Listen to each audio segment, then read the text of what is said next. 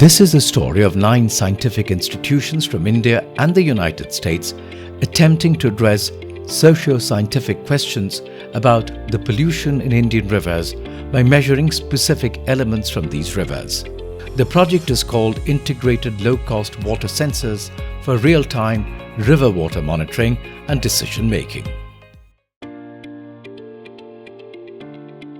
The real challenge was that to monitor the water quality level in our rivers in India as well as globally.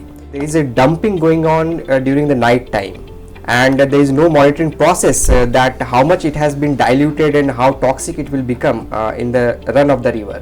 Most Indian rivers have what are referred to as bathing ghats or embankments made in steps of stone slabs along the river bank where pilgrims bathe and perform rituals.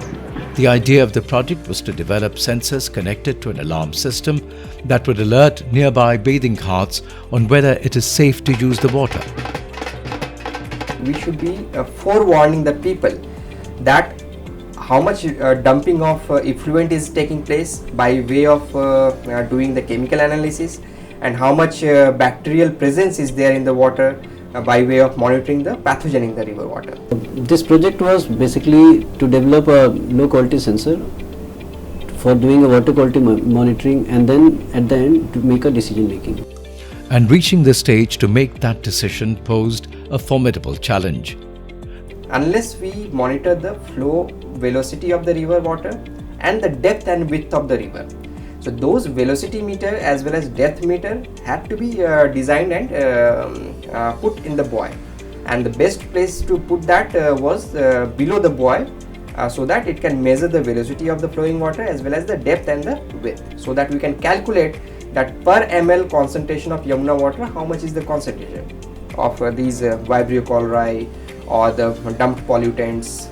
The real-time signal monitoring system in the buoy was planned by using compact and low-weight sensors. This was primarily to maintain buoy balance in turbulent river conditions, for example during the monsoons. The second barrier was to achieve stability of the buoy, and the team planned to overcome this by hanging the buoy over bridges using a self-adjustable method so that it is able to freely move over a particular place without hindering any activity in the river. Here is how this is supposed to work. This is one of the chips that we developed for COD analysis. So this is made in plastic. A cassette of these kind of chips, multiple cassettes were to be installed in a buoy, so that every time that measurement has to be taken, the sample will automatically flow to the chip by way of using micro pumps and micro valves. Then the analysis can be done by mixing it with chromic acid, which is an oxidant, which oxidizes the different pollutants and then change the color of the chromic acid from yellow to green. So this is the reaction zone, this is the mixing zone, and then a sample comes from here, it mixes with buffer as well as chromic acid, and then comes here where there is a heater beneath this which will heat it up to some extent, and then sample goes to the detection zone.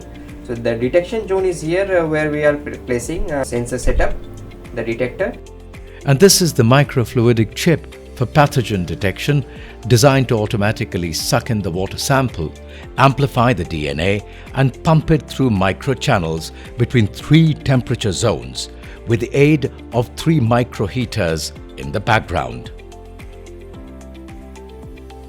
Here everything will be drawn, the liquid will be drawn automatically, and the cell lysis will take place in one zone, and the PCR amplification of up to 30 cycles will be done in the rest of the zones, and then the sample gets deposited in this well, which is separated and detected using a capillary electrophoresis amperometric detection.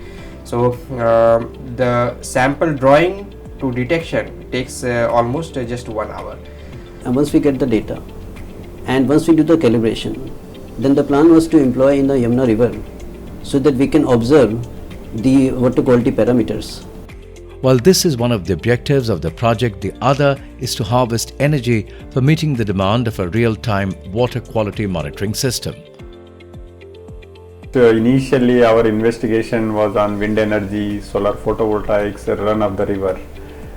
And then finally we found out that the solar photovoltaics with the energy storage option is going to be the best.